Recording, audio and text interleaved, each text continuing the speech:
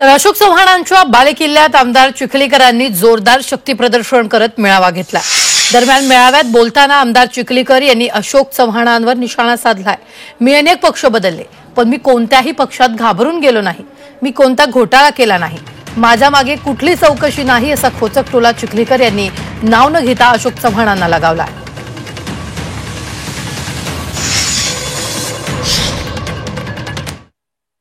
मी जेव्हा भाजपमध्ये गेलो तेव्हा ते सांगायचे भाजपमध्ये जाऊन काय करणार।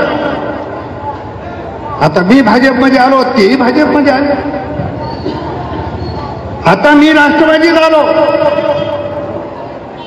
आणि चुकून जर अजितदादा राज्याचे मुख्यमंत्री होणार असतील तर कदाचित तेही राष्ट्रवादीमध्ये येतील।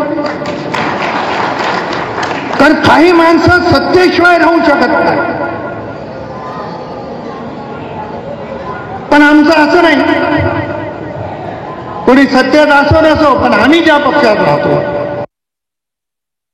आता लोक असंही म्हणतील की प्रताप पाटील काल राष्ट्रवादीमध्ये आले आणि पक्षाला एकनिष्ठ सांगतायत, हे स्वतः पक्ष बदलतायत। वाटणं स्वाभाविक आहे। मी कोणत्याही पक्षामध्ये घाबरून गेलेलो नाही।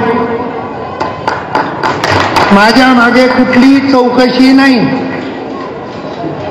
मी माझ्या आयुष्यात काही घोटाळा केलेला नाही। मला जे पक्ष बदलावे लागले ते लोकलच्या राजकारणामुळे पक्ष बदलावे लागले।